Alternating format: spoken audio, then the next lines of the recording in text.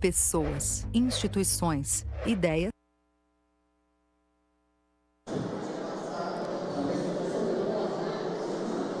E aí, Pedrinho? Senta aí, meu assessor aqui, técnico. Pessoal, boa tarde para vocês. É um prazer estar podendo participar aqui da Campus mais uma vez, né? Tive aí a felicidade de acompanhar um pouco também do caos na pandemia, tendo não presencial, mas online. E agora poder ter o presencial muito melhor. Quero elogiar esse grande amigo aí, um defensor da tecnologia, secretário Zé Frederico, pela dedicação e compromisso também por parte do governo de apoiar eventos como esse, Zé. E não só esse, né? Outros que estão acontecendo. Tamo junto.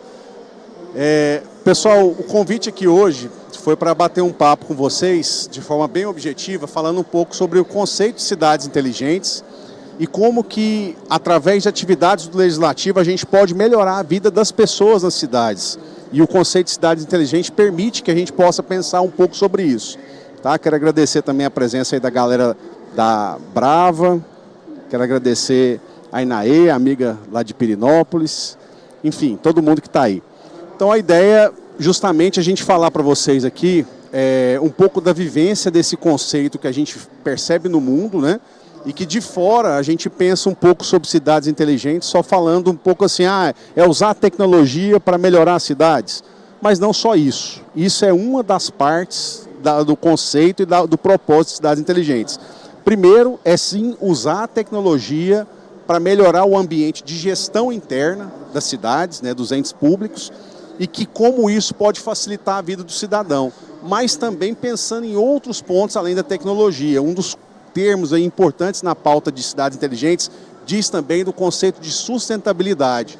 Como que essa tecnologia pode preservar ainda mais menos poluição nas cidades, uso de veículos que não são poluentes, modais que possam se integrar com a bicicleta associada ao transporte urbano. Então, todos esses conceitos complementam a temática de cidades inteligentes. Vou pegar aqui o...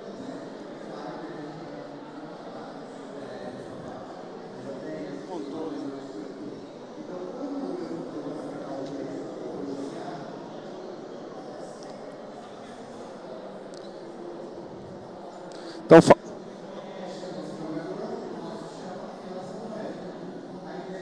Ei, me ouvem aí? Ok? Então, só falar um pouquinho rapidamente aqui, vender o meu jabá, né? Eu estou no exercício do mandato como deputado estadual, mas sou professor universitário, sou procurador do Estado. Na Assembleia, a gente tem coordenado um trabalho que é a Frente Parlamentar do Empreendedorismo e Cidades Inteligentes, presidindo também um Fórum Goiano de Desburocratização, buscando pautas aí ligadas ao setor público de diminuir a burocracia.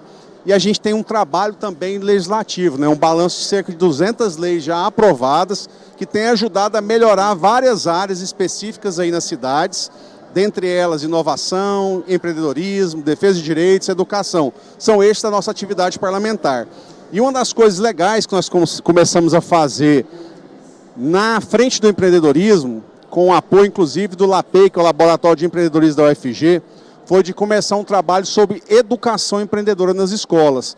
Nós fazemos um trabalho periódico anual, escolhendo algumas escolas públicas, e a gente tem levado conceitos de empreendedorismo, de inovação, incentivando os alunos a fazerem ações locais e terminando inclusive com um propósito, trazendo às vezes um case local, como se fosse um empreendedor ali bem próximo da escola pública, falando um pouco sobre a vivência dele como empreendedor. Não tendo aquele conceito distante, vou trazer um cara lá que é do outro lado do mundo, dos Estados Unidos, do Japão, não. Trazer um cara que é um empreendedor que às vezes estudou na escola também e que hoje tem gerado empregos, lá 15, 20 pessoas que são colaboradores dele. Justamente para aproximar isso. E tem dado muito certo isso, foi um propósito que nós estabelecemos, conectando então uma vivência desse laboratório de empreendedorismo que foi iniciado na UFG, com a capacidade técnica, com conceitos importantes sobre empreendedorismo e que tem ajudado a fomentar ali, inclusive assim, o próximo passo. Às vezes dentro da própria escola, microempreendedores individuais acabam se estabelecendo, que é muito fácil a gente hoje criar um MEI, né? Você pode, através do MEI, se formalizar, pode ter aí a contratação, inclusive, com o poder público. Comentei esses dias que eu vi um exemplo muito legal, inclusive, do prefeito de Recife, que é o João Campos, que ele estabeleceu uma pauta sobre uso e contratação de MEIs através de uma startup. Hoje o poder público lá, a prefeitura, você pode contratar, por exemplo, assim, numa determinada região da cidade, você tem mapeado todos os MEIs que estão na cidade e que através da startup você conecta. Olha, eu quero, por exemplo, aqui contratar compra de chuveiros para áreas esportivas de determinado bairro. Conecta e aparece em todos os MEIs daquela região e o valor que pode ser colocado, um valor mais barato. O que significa isso? Um dos exemplos concretos de que a tecnologia tem ajudado a contratar, melhorar um serviço que atende a ponto do cidadão. Isso que, na verdade, a gente vive a realidade pensando um pouco sobre cidades inteligentes. Então, o que nós esperamos com isso? Mecanismos que permitam a gente pensar adiante, né? O que é a governança digital? Você ter um planejamento estratégico estabelecido, que use as ferramentas de tecnologia, que tenham métricas e metas que possam ajudar você a ter resultados concretos, que a gestão está mais eficiente. E isso se avalia, por exemplo, o Estado de Goiás, reconhecido como primeiro lugar no IDEB, primeiro lugar na parte de uso de mecanismos digitais para melhorar a vida dos cidadãos, essa pontuação sendo feita no país inteiro, garantindo legitimidade de resultados e entregas para as pessoas. A gente fala sobre plataforma integrada de dados, infraestrutura, mobilidade sustentável, gestão inteligente e valorização de talentos locais. Todos esses conceitos abarcam o propósito maior, né? De fazer a diferença, pensar na palavra eficiência, que inclusive é um termo que está lá na nossa Constituição Federal, permitindo que realmente tenha facilidade para as pessoas. Um dos objetivos de garantir que você use as ferramentas de inovação para melhorar a vida nas cidades é justamente isso. Você ter a redução de custos operacionais, mecanismos que, vou citar o exemplo para vocês verem uma realidade bem próxima aqui do estado de Goiás. Antes, para a gente buscar a resolução de um problema, a gente tinha que ir num órgão público, deslocar lá para o Detran, para poder buscar a sua carteira de motorista. Depois, no segundo momento, foi criado um conceito dos VaptVupts, que são aquelas estruturas menores descentralizadas, né? Mas mesmo assim, hoje a gente está percebendo que há um avanço quanto a isso. Nem há necessidade mais de você ter aquela ida ao espaço do VaptVupt. Você chega num guichê hoje, como se fosse um caixa eletrônico, vai lá, acessa o guichê e já tem a resolução do seu problema. O que significa isso? A tecnologia está permitindo que você tenha mais facilidade sem necessidade de deslocamento, né? São coisas que são exemplos concretos que a gente vive no dia a dia aqui no nosso estado e que permite a gente ter essa experiência concreta. Isso garante o quê? Eficiência dos serviços públicos. Você também tem ferramentas que pode ter o cidadão mais próximo dali de ver o resultado alcançado. Tem aquele Colab, que é bem conhecido, e essas plataformas muitas prefeituras têm utilizado também, para que os problemas possam ser solucionados de forma mais rápida. No nosso mandato, a gente criou a ideia de um gabinete digital. Você conecta pelo WhatsApp, começou lá pelo Facebook, que a pessoa manda uma demanda, uma ideia de um projeto de lei, e a gente transforma aquilo num projeto que já virou lei, muita ideia assim. Um exemplo legal que eu cito foi com a área esportiva. Uma galera me jogou num grupo do WhatsApp, onde que tinha uma galera que andava de skate, outros faziam grupos de corrida, pedal pela cidade, né? E eles trouxeram uma ideia dentro daquele grupo do WhatsApp de criar um espaço para atividades esportivas em áreas públicas. E a gente conseguiu, através dessa ideia, mobilizar e levar até o governador e conseguimos fechar o anel interno da Praça Cívica, que todo domingo hoje tem essa atividade esportiva acontecendo. O que significa isso? Aproximar as pessoas de resultados concretos. Não só da atividade política, mas da atividade de gestão. Então a gente tem visto esses mecanismos, essas ferramentas que garantem mais engajamento do cidadão, o cidadão mandando um pedido para trocar uma lâmpada, por exemplo, lá e sendo mapeado e tendo a resposta e o atendimento ao pedido, né? Isso é o dia a dia de resultado mais rápido das pessoas.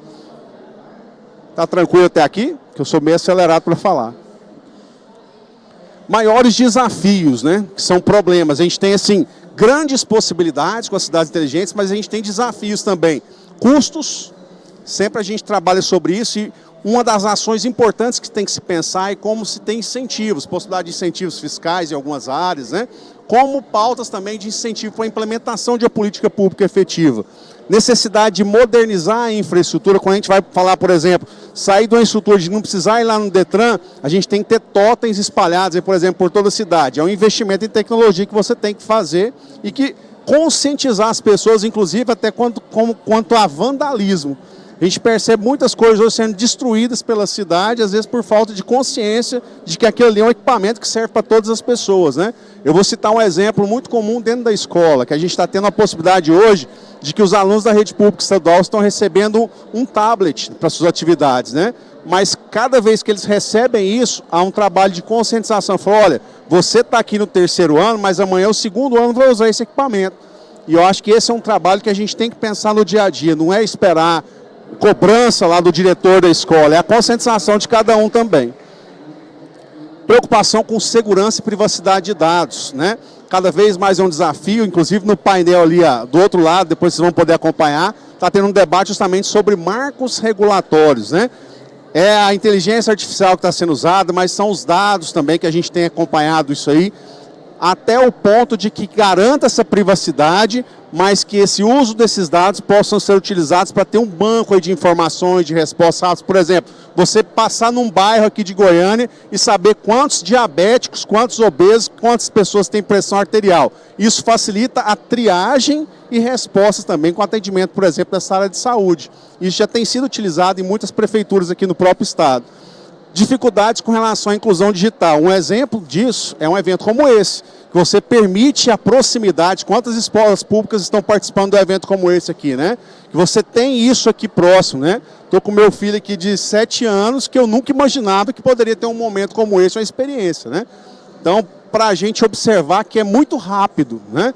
E a gente vê isso também em legislação, pessoal. Uma coisa que é muito interessante, eu tive a oportunidade de ser vereador antes de ser deputado estadual. A gente tem em cada município um código de posturas, né, que fala sobre como que a cidade deve se organizar. Esse código de posturas de Goiânia era de 1992. Sabe o que falava lá? Vender ficha de orelhão em banca de revista, né? Coisa que não existe mais na nossa realidade. O que eu quero dizer com isso? A legislação acompanha um avanço da sociedade. Não dá para você ter lá muitas leis estáticas se você não observa que a transformação está acontecendo. Hoje a gente usa o celular, hoje a gente não tem banca de revista já, a gente baixa ali, tem um e-book para a gente ler no próprio aplicativo de celular, né? Então essa tendência é a tendência que faz também você diminuir a quantidade de legislações excessivas, ter leis mais práticas e enxutas, mas que adequam à realidade que a gente vive. Isso que eu estou falando, planejamento de leis. Então, marcos regulatórios, legislações específicas são incentivadas e esse foi o conceito que a gente procurou fazer. Um case concreto que a gente conseguiu implementar no estado de Goiás foi ter aqui uma lei estadual de cidades inteligentes, que a gente tem incentivado outros municípios a pensarem na legislação local, para ser um estímulo para que essas pautas possam ser colocadas em prática. Tem uma legislação que já dá um norte para que as coisas possam acontecer. E incentivando novos gestores, agora, por exemplo, nesse próximo ano, 246 novos prefeitos vão estar assumindo as cidades goianas. Mais de 5 mil municípios da mesma forma. E que eles tenham essa consciência de que o papel da inovação e da tecnologia pode sim, de fato, melhorar a vida das pessoas nas cidades. Sustentabilidade. Então aqui, ó, é algo que às vezes a gente não pensa quando vê o conceito de cidades inteligentes, mas que é um dos propósitos também. Você ter a ferramenta tecnologia, mas você pensar que uma cidade melhor para as pessoas é uma cidade onde você tem um ambiente melhor para se viver. Por isso que também, ao adaptar ao conceito de cidades inteligentes, sempre são pregadas práticas de boa convivência e sustentabilidade. Aí que eu estou falando de uso de energias renováveis, a gente estava debatendo, estava inclusive falando com um colega que está aqui, o Danin, ali da comunicação, falando justamente isso, né, que hoje cada vez mais, por exemplo, a inteligência artificial vai aumentar o consumo de energia, de equipamentos, e por isso a gente tem que pensar em formas alternativas de que a energia possa ser utilizada também e com menos custos para os cidadãos, né? A gente está falando aqui de gestão preocupada com a adaptação climática. Vivemos e acompanhamos aí os debates que acontecem nas COPs, né, os eventos mundiais de debate sobre melhoria do clima, e isso tem a ver com menos poluição, menos gases de efeito estufa. Por isso, a preocupação cada vez melhor em debater temas que às vezes eram muito distantes, mas que hoje estão cada vez mais próximos da nossa realidade, como, por exemplo, o debate sobre veículos híbridos, né? Sobre carros elétricos, uma realidade que a gente está acompanhando, inclusive, aí alguns pontos do mundo que estão escolhendo para utilizar, inclusive, as ferramentas aí da tecnologia, que você nem vai ter motorista mais no carro. Como isso? Isso passa por marcos regulatórios, onde você estabelece que em determinado bairro da cidade, o carro lá possa andar sem o motorista. Isso tem a ver com melhorar a legislação local, legislação de trânsito, né, que é uma norma que se debate no âmbito dos estados também no Congresso Nacional. Mas são conceitos que a gente está vivendo hoje, tem que pensar hoje sim, transformar essa legislação pensando no futuro. Que tipos de políticas podem favorecer as cidades inteligentes? Essa ideia de legislação enxuta é o primeiro passo importante que a gente faz questão de frisar. Incentivos financeiros, né? Pesquisa, a gente tem observado, por exemplo, aqui no estado de Goiás, a FAPEC, que é a Fundação de Amparo à Pesquisa, recebeu praticamente só esse ano 80 milhões para que se tenha editais para facilitar a produção de projetos de pesquisa que melhorem a vida das pessoas em várias áreas, como, por exemplo, a saúde, a parte da economia, e a gente tem visto que coisas concretas têm acontecido por isso. Por isso a necessidade de ter percentuais constitucionais, inclusive, para melhorar a pesquisa no âmbito dos estados, né? É outro ponto importante.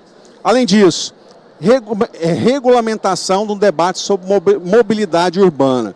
Quando a gente fala em melhoria da mobilidade urbana, a gente tem que pensar o seguinte: quais são as prioridades de quem vive na cidade? A primeira delas é o pedestre. Pelo contrário do que a gente pensa que é o carro, o debate sobre a prioridade do pedestre tem que ser pensado. E esse debate tem que ser pensado, por exemplo, no que tange a acessibilidade, a inclusão, ao respeito, inclusive, a essa legislação sobre cegos, surdos e mudos, sons como, por exemplo, os sinais para travessia de pedestres, né? A gente tem que pensar num próximo passo de incentivar outros modais, como no caso das ciclovias, não só para atividades de lazer, mas ser um complemento à interligação de modais, onde o cara chega com a bicicleta, pode entrar ali no ônibus, deixa a bicicleta lá no bicicletário e vai pegar em outro período do expediente enquanto volta. Você debater isso aí com as autoridades públicas, né? De se pensar assim, ter ciclovia, mas por que não ter um ambiente para trocar, para ter um chuveiro no local de trabalho, seja no órgão público como também na empresa. Então tudo isso tem sido discutido no mundo inteiro e a gente não está ficando para trás, a gente está trazendo esse debate à nossa realidade do estado de Goiás. Proteção de dados, né? Essa é uma grande preocupação, LGPD está aí. Tem também outras informações no que diz respeito aos órgãos públicos, que é a Lei de Acesso a Informações. Essas realidades existem. Nós sabemos que tem que ter parâmetro aí para não ter assim, vazamento de dados sem informação e que acabam por prejudicar a pessoa. Os dados devem ser trazidos justamente para ter efeitos práticos e bons para as pessoas. Voltando àquele exemplo de quantos obesos, quantos diabéticos, quantas pessoas com pressão alta em cada bairro tem na cidade e que a gente pode dar resposta mais rápida lá no PSF, naquele médico da família que visita a casa da pessoa. Ele já vai chegar com a medicação sob pressão alta para um lugar que ele sabe que já tem. Isso facilita muito o resultado concreto e ajuda a salvar vidas, né? Metas e indicadores de desempenho. Isso acontece muito, por exemplo, em escola, né? A gente está falando de meta numa empresa também. Cada vez mais o poder público tem que ter essa consciência que o papel de eficiência não pode ficar só em discurso político. E como você trabalha eficiência na gestão? Tendo metas e cumprindo esses objetivos. O planejamento é muito válido para isso. E aí aqui o conceito concreto de tudo que a gente está desenhando, mas para trazer para vocês, a gente conseguiu ter um marco inicial. Aqui no estado de Goiás hoje a gente tem, a partir do ano de 2023, né, a legislação que fala sobre uma política de cidades inteligentes, que incentive parcerias do Estado com os municípios, pensando nesses propósitos. Ter um ambiente onde que a tecnologia facilita a vida dos cidadãos, onde que nós temos eficiência, onde nós temos transparência das ações e, principalmente, nós temos resultados de entrega para as pessoas. Aqui o que eu disse mais ou menos sobre os conceitos, objetivos, dimensões, né? E com esse marco de ações, a gente poder principalmente alcançar o objetivo. Como que tudo isso pode melhorar a vida das pessoas da cidade. Nós temos exemplos concretos, tá? Vamos falar sobre Barcelona, vamos falar sobre Singapura, que são locais onde que práticas são implementadas com relação, por exemplo, à poluição do ar, sobre o conceito de uso de equipamentos para monitorar, por exemplo, quanto de lixo tem nas cidades, mas a gente não está muito distante disso não. Nós temos exemplos aqui na cidade nas cidades brasileiras que já estão acontecendo quanto a isso. Por exemplo, a cidade de Curitiba. Cidade de Curitiba, no Paraná, que hoje é uma das referências, é a referência maior aqui no país no que tange a questão de cidades inteligentes. Tem lá um arcabouço muito interessante que foi construído lá atrás e que hoje é colocado em prática no que tange a transporte público. E isso aí tem ajudado demais a buscar referências de outros locais, né? Quando acontecem esses encontros, que são os meetings sobre cidades inteligentes, Web Summit, que acontece aí em todos os cantos, essa troca de experiência é muito valiosa, para a gente conhecer de perto, ver case e trazer, inclusive, para outras cidades. E o que a gente tem procurado fazer aqui hoje no estado de Goiás, com a legislação também, é justamente isso. A gente tem órgãos associativos. A AGM, Associação Goiana dos Municípios, tem um papel de conectar prefeitos. E como a gente pode levar isso? Essas informações concretas sendo levadas para os municípios e eles ajudando a fazer uma legislação local. A gente tem procurado trabalhar em parceria com os vereadores, que são os representantes dos legislativos locais, né? E eles também têm feito legislações municipais a respeito de cidades inteligentes. O que eu quero deixar de resumo para vocês, para a gente implementar aqui? Faz sentido você estar no local para ver cada vez mais esse ambiente melhor. Isso a gente tem procurado fazer na atividade política, buscando boas práticas, né? Trazendo conceitos, capacidade técnica e conhecimento de várias áreas, inclusive em parcerias com as universidades. Aqui eu citei o exemplo concreto do Laboratório de Empreendedorismo da UFG, mas para principalmente você incentivar que legislações sejam atualizadas e que essas leis possam atingir diretamente as pessoas. Hoje o estado de Goiás já ocupa o primeiro lugar no ranking de qualidade de serviços digitais no país. Por quê? Nós conseguimos trazer para cá essas ferramentas. Cada vez mais a gente tem visto prefeitos com cabeça aberta para adequar essas tecnologias dentro das suas cidades e principalmente apoiar boas atividades. Além da Campus Party, só esse ano aqui em Goiânia e em Goiás, aconteceu também a Campus Party de cooperativas e o evento de robótica semana passada. Quando que isso a gente observava, por exemplo, há 10 anos atrás no estado? Não tinha. São experiências como essa que aproximam as pessoas e incentivam que boas práticas possam acontecer. Desejo sucesso para vocês. Quem quiser acompanhar um pouco mais sobre o trabalho nosso, Instagram Dep Virmontes. Muito honrado estar aqui com vocês. Sucesso para todos na Campo Party. Obrigado, viu?